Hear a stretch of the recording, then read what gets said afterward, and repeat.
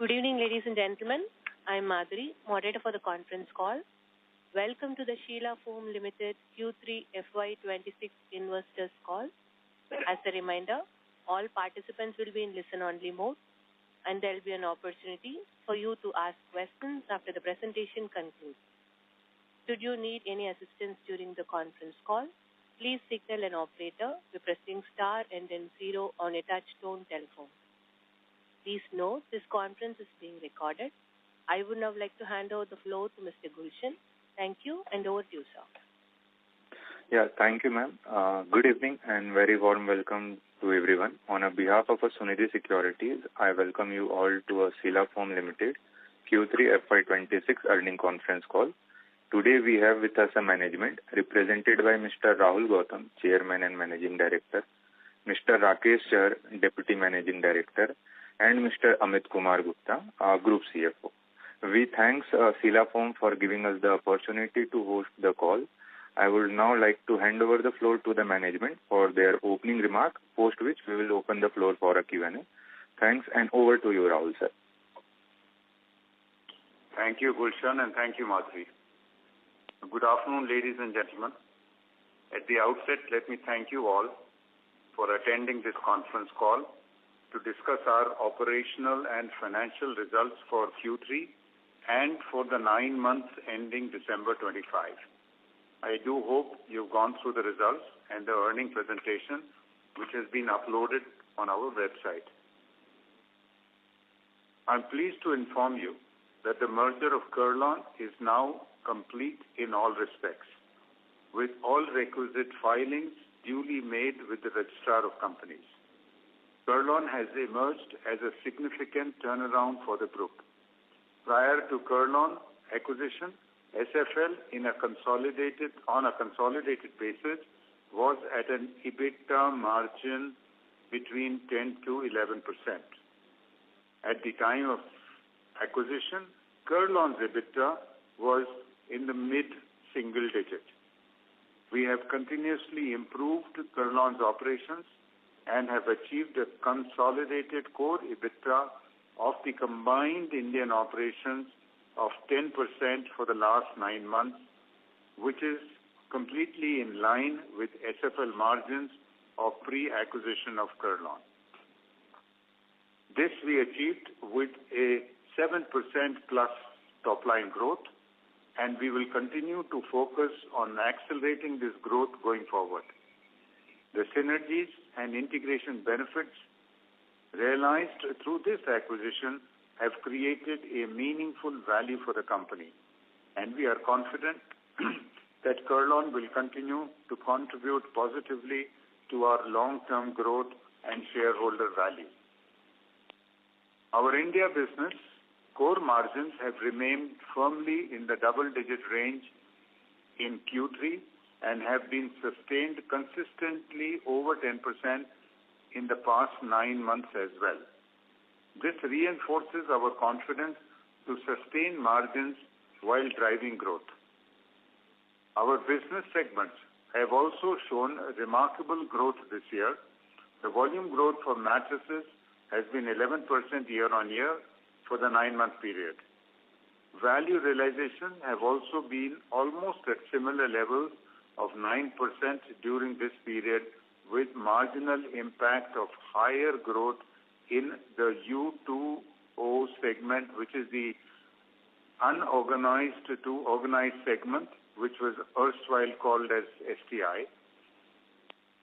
Price increases across Sleepwell and Kurlon products were implemented towards the end of Q3, and we expect their full impact to get reflected in Q4. On the retail front, we added approximately 600 net new showrooms over the last 9 months and remain on track to increase to approximately 700 showrooms by the end of the financial year. Kurlon showroom expansions, particularly in northern India, continue to gain strong traction, underscoring the brand's consumer strength. In addition, we plan to operationalize select company-owned, company-operated stores over the next 6 months to further gain some retail wisdom. Additionally, we are developing pillows as a focused growth category within the home comfort segment, and with collaborations which are underway. Our e-commerce business grew by 53% year-on-year over the last 9 months, reaching net revenues of around 180 crores for the 9-month period, driven by a focused strategy, targeted consumer marketing, and portfolio expansion at value-accretive price points. Our unorganized to organized business, the U2O, which I mentioned earlier, formerly known as STI, now operates through over 8,000 dealers in more than 5,000 towns in 24 states. The segment grew by nearly 100% over the last 9 months, reaching a turnover of 75 crores by end of December 25 and reaching a run rate of 120 crores, supported by continued product innovation across mass, value, and economy segments. In foam, volumes grew by approximately 20% year-on-year in Q3 FY26 and by 12% over the 9-month period. Value growth stood at 12% in Q3 and 6% for 9 months, impacted by lower raw material prices compared to a similar period of last year. With input costs firming up and recent price increases in place, we expect value growth to be in line with volume growth in Q4. We are continuously expanding our customer pipeline by identifying, investing, and developing new market opportunities to create a healthy sales pipeline. Overall, we remain confident in growth outlook of our India operations, supported by strong brands, expanding distribution, and a disciplined execution, as we continue to focus on sustainability and profitability in the growth. Turning to our international business, our business in Dubai and the wider GCC region continues to progress in a steady and encouraging manner. We are already present through exclusive retail stores across each of the Emirates, providing us with a strong on-ground foundation. In addition, we have entered into collaborations with leading local large format retail chains, which will further deepen our presence across the GCC over the next 3 to 6 months. To support this growing footprint, we have taken deliberate steps to enhance the responsiveness of our supply chain. I am pleased to share that we have commenced local manufacturing, which we have outsourced for the proprietary Sheela foam and Kurlon sleep solutions through a partnership with a UAE-based manufacturer. These initiatives are already helping us reduce fulfillment timelines and improve service levels. Alongside our physical expansion, we have strengthened our digital and e-commerce presence across platforms such as Amazon and Flipkart. Amazon and Noon.com, and our own website, which is also in full operation in Middle East. We remain focused on developing the GCC region into a meaningful and sustainable market guided by prudent execution and long-term value creation. Turning over to Australia and Spain, I am pleased to share that both Australia and Spain businesses have delivered a marked improvement and a clear turnaround in their performance during the third quarter. EBITDA margins for both geographies were around 12% in Q3 and stood approximately 10% for the first 9 months of the fiscal year. This improvement has been driven by disciplined execution across multiple levers. We have effectively leveraged our long-standing supplier relationships in India, diversified sourcing from alternate and cost-efficient markets, and maintaining consistent oversight to keep fixed costs and operating overheads well controlled. In Australia, a focused effort on waste reduction has translated into tangible operational and financial gains. In Spain, improved pricing discipline and better sales realizations have supported the overall performance. Together, these outcomes reflect the commitment of our teams to build a resilient and sustainable international business. As I had shared with you in the previous quarter, that Furlenco had embarked on a plan to raise 125 crores of equity to support its next phase of growth. I am pleased to inform you that this initiative received a very encouraging response from the investor community. Sheela Foam also infused rupees 30 crores alongside other esteemed investors. This confidence from new investors putting fresh money reinforced our belief in Furlenco's long-term vision and strategy. This capital infusion would be sufficient to propel Furlenco to 500 to 550 crores top line. Currently, we are already moving at about a run rate of 400 crores per annum. I'm also happy to share that Furlenco continues to progress steadily on its growth journey. As on date, it is at an annualized revenue run rate of 400, which I just mentioned. For the first 9 months of this fiscal, Furlenco delivered a PAT of rupees 18 crores and generated cash profits of 68 crores, which were reinvested for the growth of the business. Furlenco has built a strong, scalable online business model. However, in the Indian consumer landscape, an omni-channel approach integrating both online and offline touchpoints has proven to be the most effective routes to scale. Consumers typically begin their purchase journey online but prefer to visit physical stores to finalize decisions. As a result, leading digital-first brands are now investing significant capital to establish offline presence. Furlenco enjoys a distinct strategic advantage through access to Sheela Foam's extensive retail network. Together, Sheela Foam and Furlenco have developed a structured program to establish Furlenco's presence across large number of Sleepwell and Kurlon stores. This partnership enables Furlenco to achieve a rapid, capital-efficient, and diversified offline expansion, significantly accelerating its omni-channel growth. We remain deeply committed to building a sustainable and scalable business and keep leveraging across functional strengths.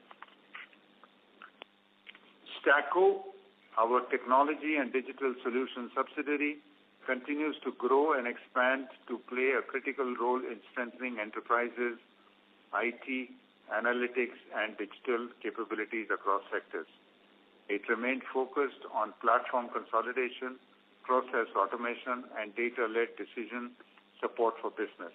I'm pleased to share that till date, it has been empowering more than 3 lakh subscribers on their enterprise solution, Presence 360. We see Stacko as a key enabler of productivity gains and long-term value creation for the Sheela Group.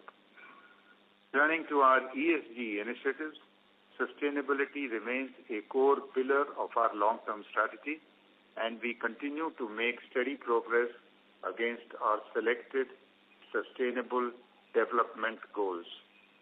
We have operationalized a 500 kilowatt solar power plant at our Jabalpur facility and are in the process of installing an additional 1,000 kilowatts of renewable energy capacity across other locations.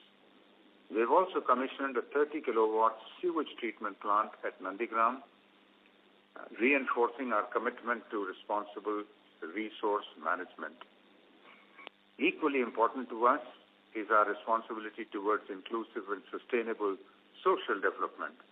Our CSR efforts are anchored around 2 focus areas: emotional wellness and skill development.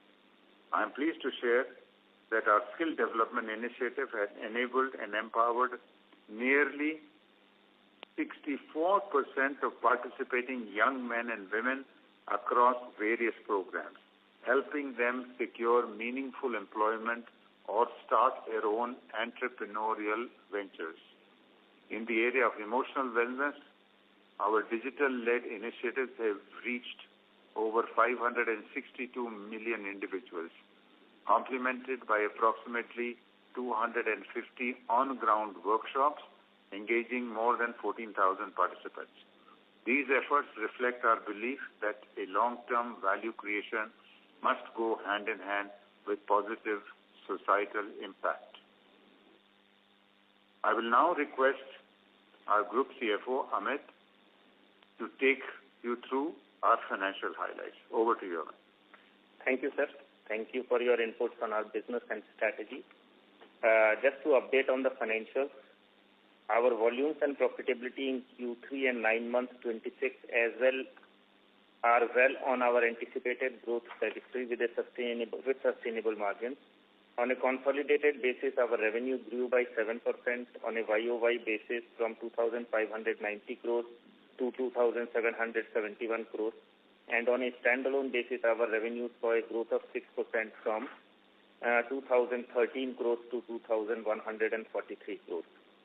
As already appraised by Rahulji, our mattress volumes continue to grow by 11% for Q3 and 9 months. Our foam volume saw substantial growth of 20% in Q3 and 12% for the 9 months.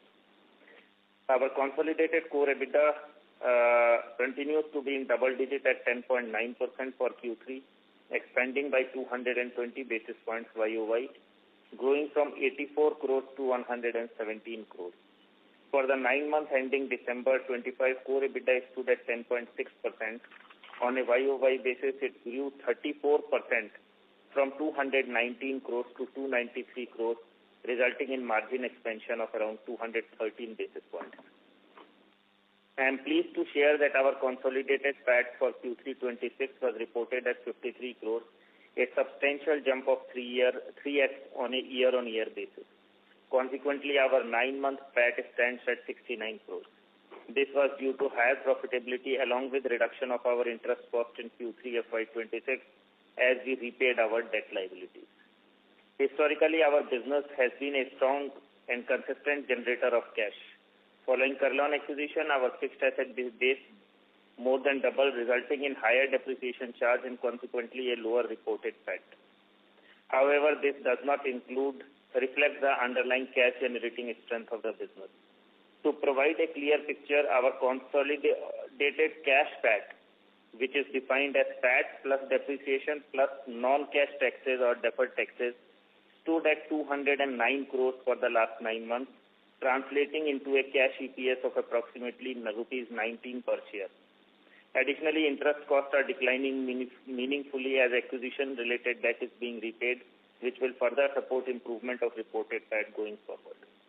With the uptick in raw material prices towards the end of the last quarter, along with price increases that we have taken in both mattress and foam segments, we expect additions to both revenue and profitability going forward. As part of asset monetization, we have recently sold the land parcel in Jagadia, Gujarat.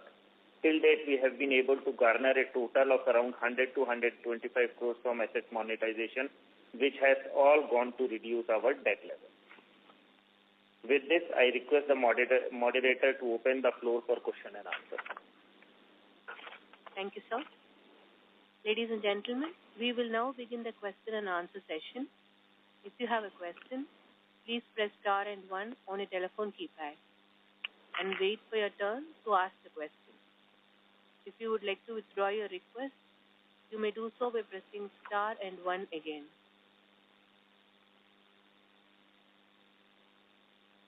Participants are kindly requested to restrict to 2 questions in the initial round.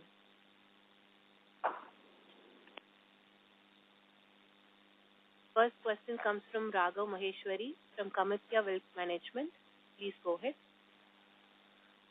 Hi, thanks for the opportunity. First of all, sir, congratulations on a great set of numbers. Sir, my first question is for the margins part. Are these margins sustainable going forward? And what drove this uptake in the margin? margins when we look at year-on-year? Amit? Yeah. We have been continuously improving margins for the last 3 quarters.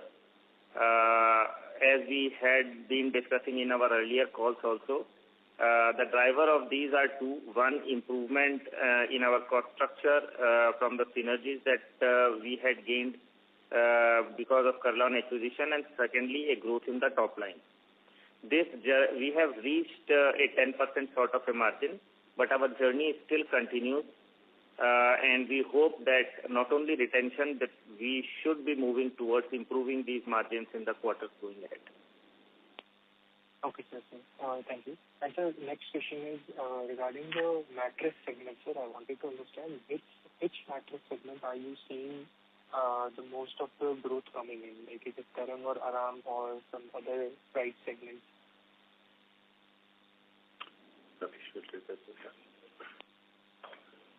So it is coming both from the offline, which is Kurlon is growing a bit faster because the nature of the business is MBO based, and also we have taken a drive on making showrooms for Kurlon.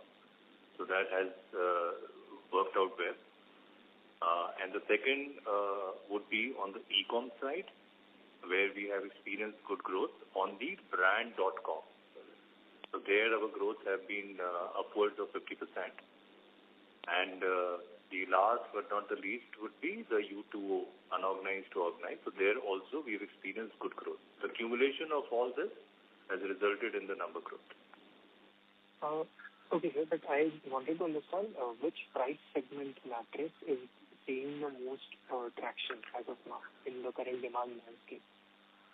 So our ASPs have gone up on the offline. So basically we are there's a different approach for the EBOs where we are driving the ASP. So our ASPs have gone up both for Sleepwell and Kurlon in offline. And so the numbers are going up on the higher side. And the ASPs have gone up, and as far as the e-com is concerned, there is a premiumization. Our ASPs in the e-com has also gone up and have also gone up in U2O. So we are basically targeting a little higher premium in all these 3 segments. So if I just add to what Rakesh sir has said, the offline segment, the median value is around 14,000-15,000. And on the online segment, it's more like 9,000-10,000. And for the growth to happen, it will always be around the median numbers here. But the constant effort is to keep pushing that up, and that's what we will see in the coming times. That 15 going to a 16, 17, and on the other side, the 9-10 segment going to about 10, 11. Okay, sir. That helps. And sir, lastly, you mentioned about the rate increase happened in I think, last number of Q3. Raghav, you'll have to speak. Raghav, it's not coming through clearly. You just have to speak a little louder, please.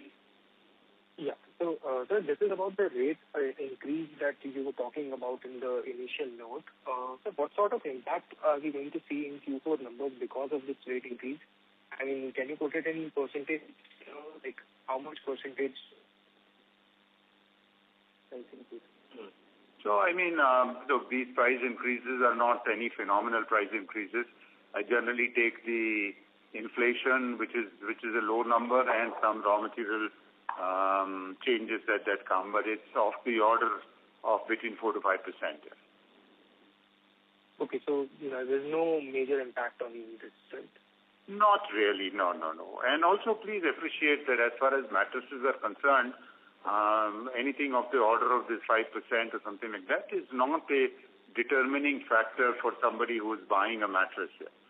He looks at a range, he looks at a price point, and around that 100, 200 rupees here and there, that is not impactful. But we are mindful of this, that price should be not exorbitant. They should be within the price segment that you are looking at, and at the same time, we do account for the inflation that needs to be catered to. Okay, sir. Those were my questions, sir. All the best. Thank you, sir. The next question comes from Ravi Purohit from Securities Investment Management Private Limited. Please go ahead. Yeah, hi. Thanks for taking my question. So now that, the Kurlon acquisition is done and I think merger is also done, and we are seeing benefits, can you just kind of, share, some thoughts on,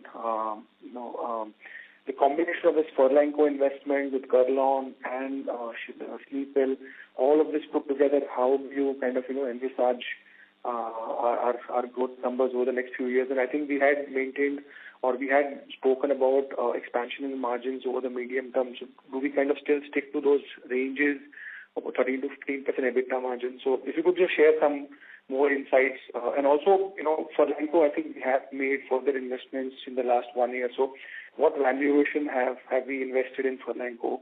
And, what's our long-term kind of plan on Furlenco? Amit? Yes. So you are right.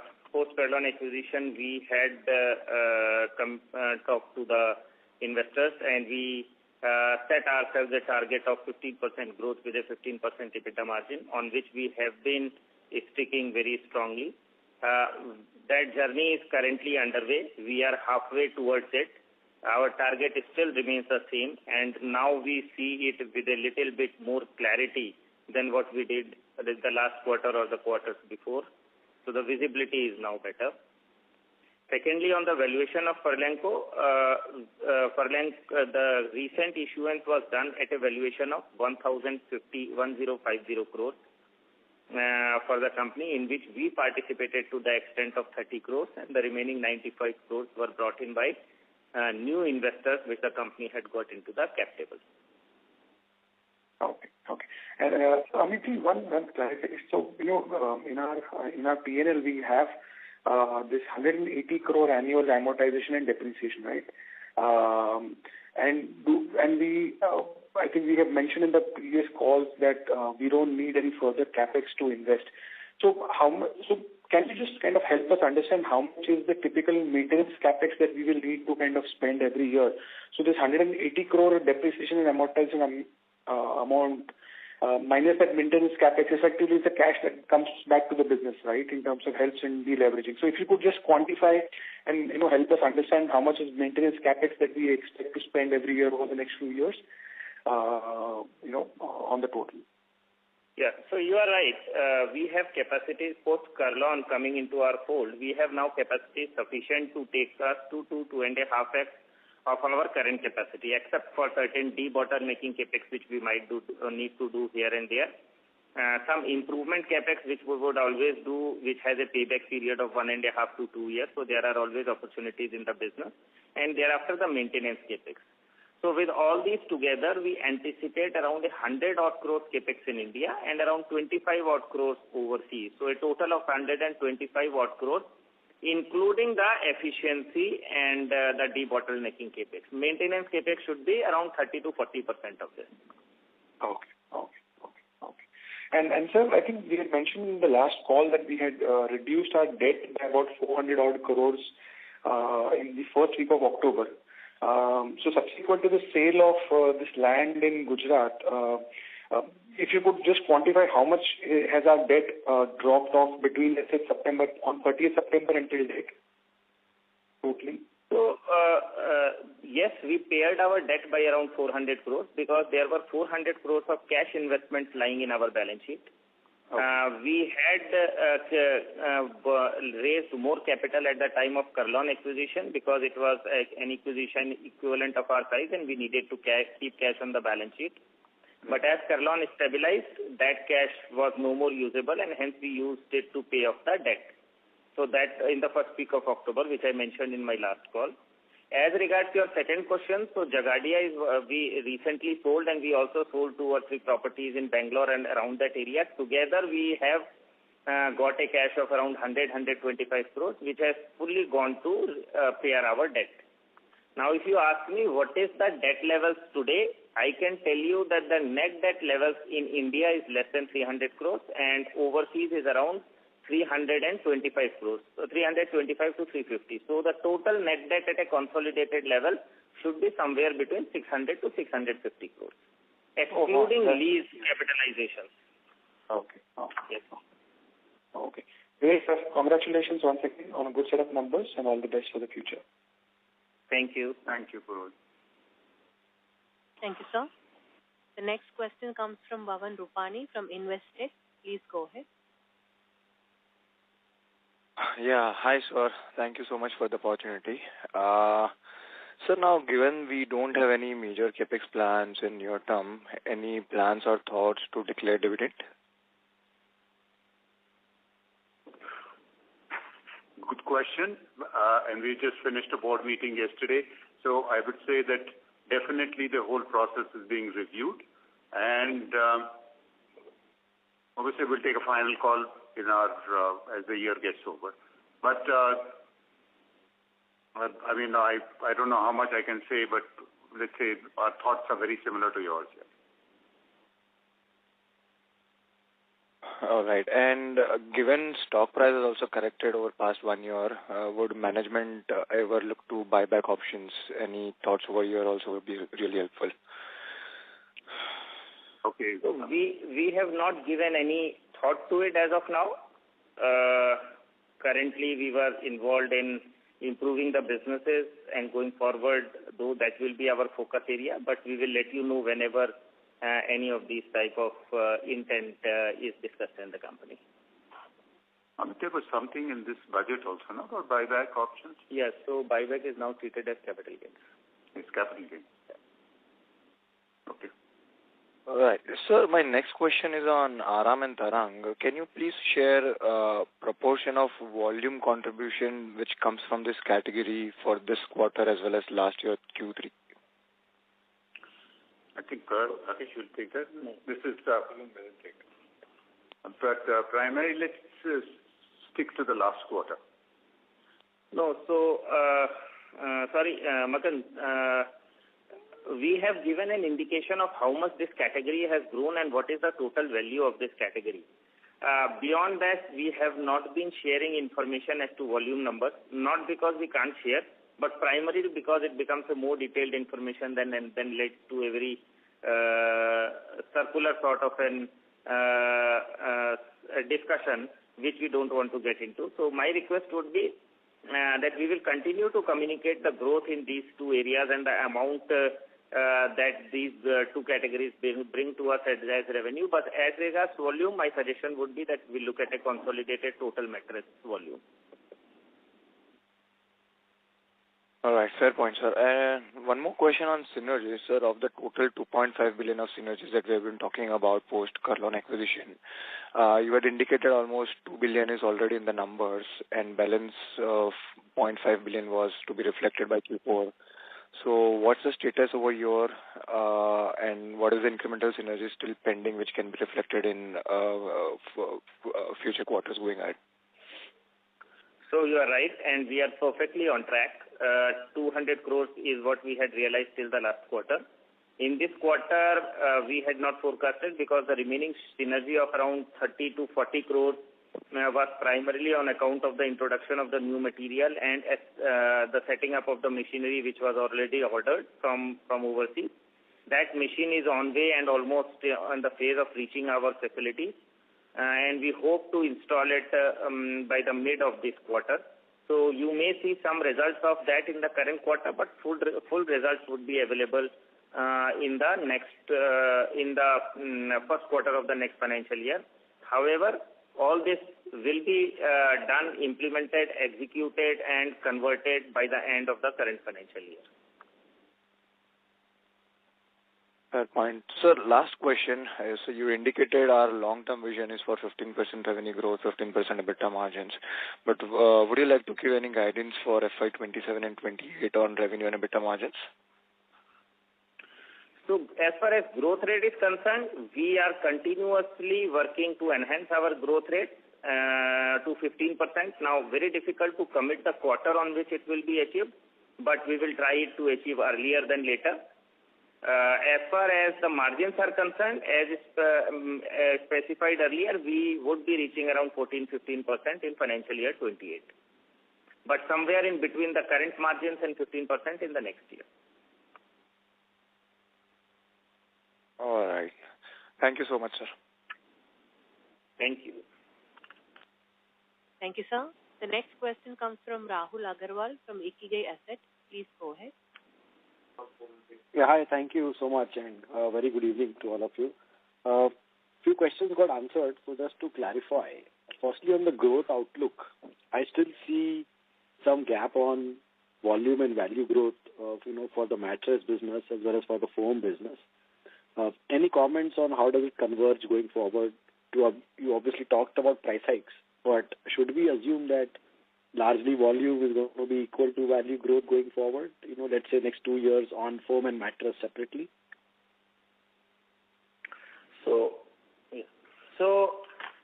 As I mentioned, even if you see the average raw material price in 24-25 was higher than what we have seen in 25-26, around 15 to 20%. In mattress, we don't pass a lot.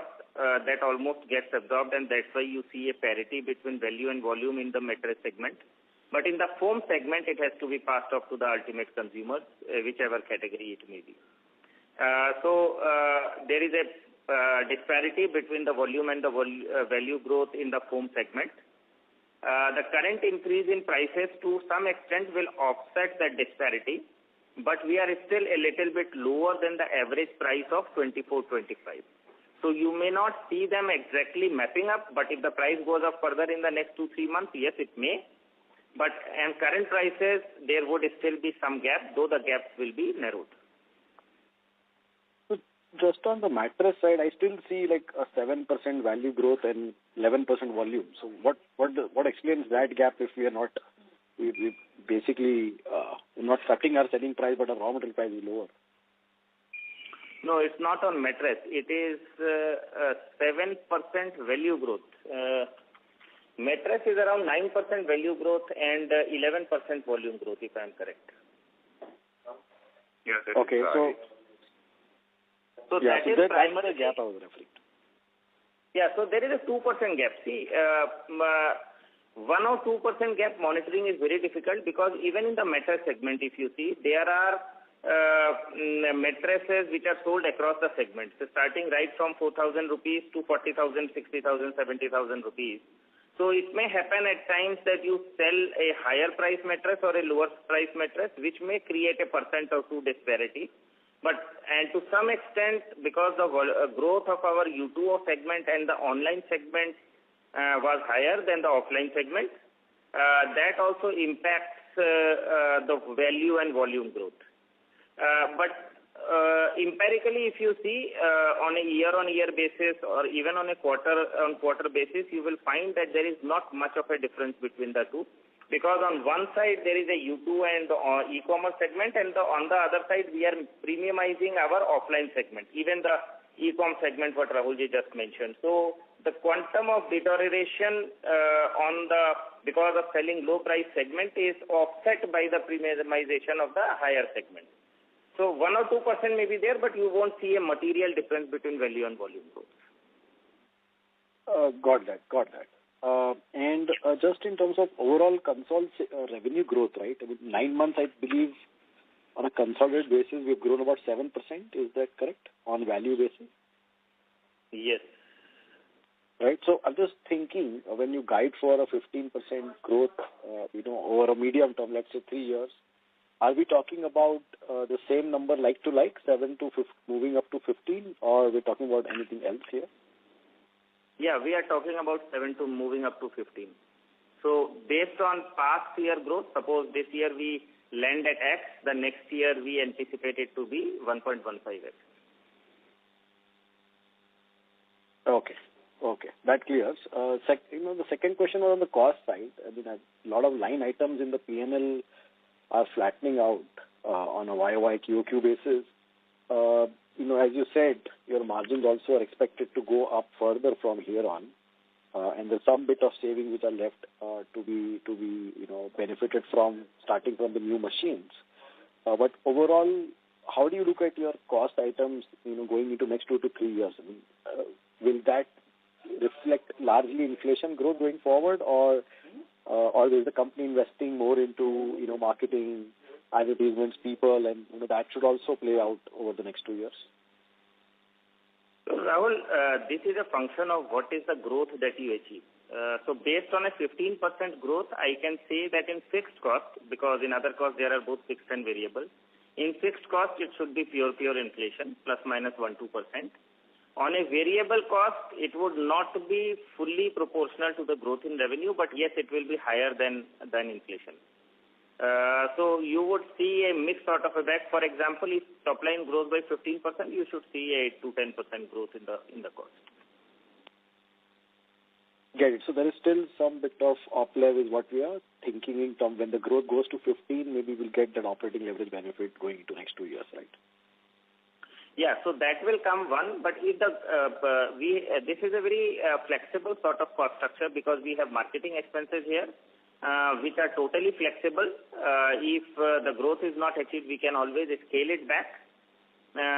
So if the growth is, say, for example, which we don't even want to say now, if the growth instead of 15% is, say, 10%, I think we should be able to retain our cost at around 6 to 7% growth. If you see our cost structure this year, you would not see any inflation except for that impact of forex instrument. Our cost structure is more or less flat as compared to last year. So that flexibility our structure offers, that in case things don't turn out to be good, you can always scale them back. Thank you, sir. The next question comes from Rishi Modi from RDM Advisory. Please go ahead. Yeah. Hi, am I audible? Yes, please. Yeah. So, Amitji, first question for you. We've gotten a 16 CR other income in this quarter. I remember last quarter you had guided that post the debt pay down, we'll have some 7-8 CR per quarter other income. So is there anything which is non-recurring as a part of this 16 CR? So this 16 CR has different components. It's wastage sale. There are some investments which in the first week of October there were, so some income from those investments. Then it is 4 or 5 heads are there. I would not see them as very volatile. This time it has been good, 15.66 crores. But yes, it should range somewhere. It should not be 8-9 crores as I told last quarter. There are certain improvements that we have done to this. So it should be in the 10 to 12 crore range. Okay, got it. So we can pen down, say, 40 to 50 CR for the coming year, at least, on the other income piece. Minimum you can do that. Got it. Second, on the raw material pricing and the subsequent price hike that we have taken, we've taken a 4 to 5% price hike, as Rahulji mentioned right now, and you're not seeing an impact on the volumes yet. But has the market as a collective taken these price hikes, say the new age players, Sleep Company, Wakefit, Duroflex, all of these guys, or it's us who has led this price hike and others have? So on the mattress offline side, most of the brands, including the regional players, have taken price hike. On the foam side, which is much quicker, because there have been multiple price increases to offset the raw material increase. Online, where online the price increase has not happened so far. So because online we are operating at a similar level, and we are just waiting for some more visibility on the raw material before any action is taken. So right now online is the only one where the price increase has not been passed on. All right. And on the offline piece, the competitive intensity, given, now one of the players is listed and the other one is coming to listing and they would want to show profitability, has that kind of reduced in your opinion, or like they're rationalizing pricing, or the competitive intensity still remains high on the discounting front? So I think that there is no change as such that they have reduced the competitive activity. That is there, but I think it will with some more time it will play out. I'm assuming that we have also gone through that process, that some discipline in terms of both top and bottom line does come in. So we are hoping that it will be more level playing field going forward. Got it. And we haven't vacated any price points. Last time I remember we'd vacated some price points which was exploited by competition. So our range still remains at almost every price point. Is that still the case? Yes, okay. We have not vacated any. Got it. Tushar, I'm assuming you are leading the COCO stores charge. So just if you could explain what are you all doing differently versus, say, a premium franchise-owned, franchise-operated store? Is this like a large experiential store and then the order flows through the franchisee, or the order comes directly to us? How are the unit economics looking for these COCO stores? So this is Rahul answering. The Tushar is yes, not Rahul. available at the moment. So these COCO stores were actually inherited, with the Kurlon transaction. And they were almost about 40, 50 of them. And then eventually closed down a few, and we are currently running 24 of them. The exact format of them is that they are a little bigger. They do sell mattresses, which are both Sleepwell and Kurlon, and they also sell accessories, which are... So, should we call them as experience stores? Probably not. Should we call them as large EBOs? Probably not, because they also sell a sizable quantity of accessories. So I think this format is just evolving. We are going to address the issue, but at the moment there is no crystal clarity on exactly how we want to do it. But they are profitable. They make a positive EBITDA, and they are lending a lot of information and a lot of experience, which as a company or as an organization we are absorbing. So I think you should see more clarity on this in another quarter or another couple of months' time. Got it. Fine. Thank you, sir. Participants are kindly requested to restrict with 2 questions in the initial round. And the next question comes from Pranav Doshi from Ardico Asset Management. Please go ahead. Yeah, hi. Thank you for the opportunity, and congratulations on a good set of numbers. So, first of all, on the international business, I just wanted to ask that, let's say, in both Australia and Spain, our other expenses in absolute terms, they've remained almost exactly the same, while our revenue has increased. So, let's say, going ahead, how do you look at the cost structure in these businesses, and like what kind of a leverage do you expect going ahead? So, is it a one-off, or can this sustain going forward? So, Pranav, there is lesser inflation in those countries, so costs don't increase to that level. Our intent would be to restrict them as much as possible, because you don't see every year a 10-15% growth there. Normal growth expectation would be around 5-6% from those countries. So to maintain profitability, our intent would be to restrict it. But that being said, there are certain inflationary impacts, so you may see minor increases in overhead costs there. Okay, so then can we sustain the 12.5% EBITDA margin that we've done in this quarter, or is it at the higher end? Would you say so? No, I would say that in overseas operations, even if you see the 9-month average, it is around 10-odd%. So we anticipate it to be at approximately 12% going forward. Okay, great. And just on our EBO strategy, so what would be the total number of EBOs that we are operating at as of Q3 FY26, as of the end of that?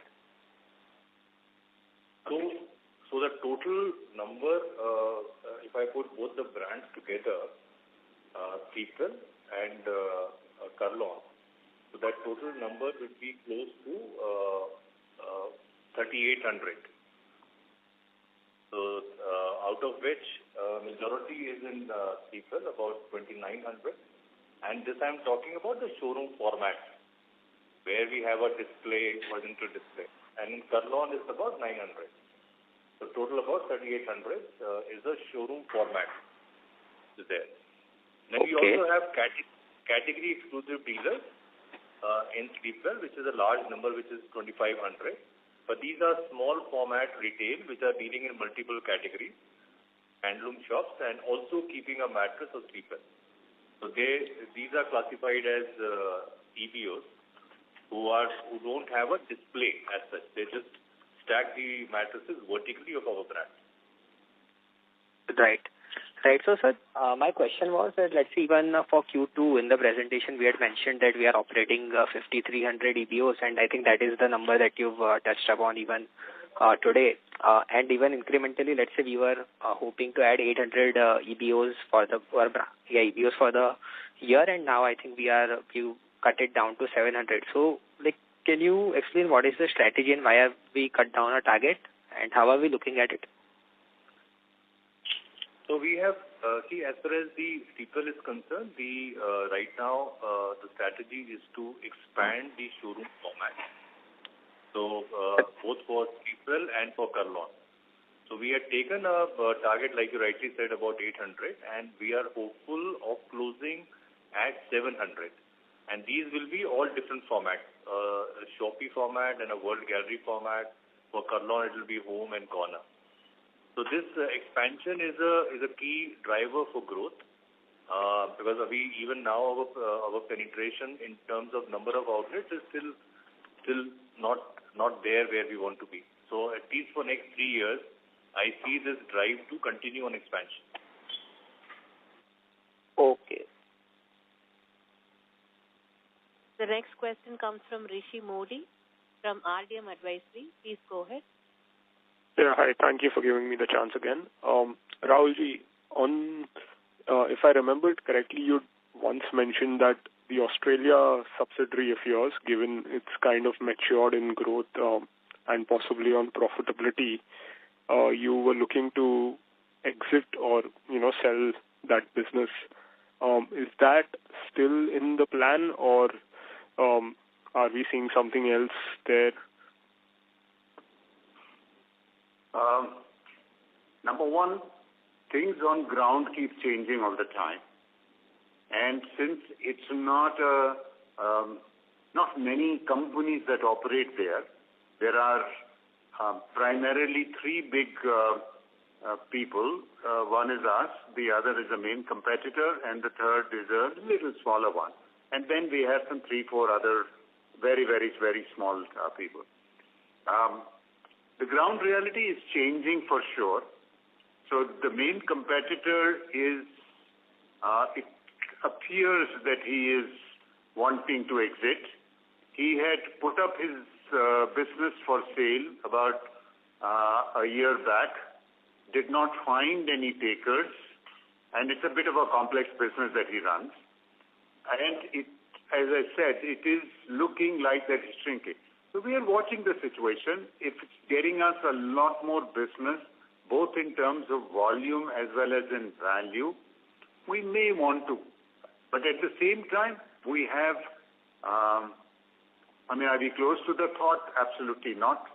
But this is a new angle to it, or a new tangent to it, which is there. So it gets profitable, it gets okay, it continues to grow. After all, we are heavily invested in there, in 2 big plants which are there. So we'll wait and watch on that. Okay, got it. But it is possible that somebody may kind of come along and wants to invest in that business, which may be a larger business than what we run. So we'll wait and watch that. Thank you, sir. The next question comes from Viral Shah from Inam Holdings. Please go ahead. Yes, thank you for the opportunity, sir. So just a clarification to one of the previous questions. You mentioned 15% revenue growth and 15% EBITDA margin. So You mentioned that this is on a consolidated basis, right? And not just the Sheela foam and the Kurlon branded business. So just to clarify. This is India business. So overseas only business, yeah. Because this is 80% of the business. So it may be instead of 15%, it is 14.5 on a consolidated basis because overseas business could also be at 10-12% sort of a level. But when we say 15, it is India business because overseas business can't grow at 15%. Okay. But when you say India business, you include the rest of the part of the business also, which is the technical foams, intermediate grades, and for furniture cushioning, everything. Exactly. Okay. So total Sheela foam plus Kurlon. Okay, perfect. Okay, thank you for this clarification. So second is on the TDI and polyol prices. Can you just guide what were the per kg prices in Q3 and how are they behaving currently? Okay. So Q3 TDI was towards the end. It was at about 210, and currently also it is at the same level.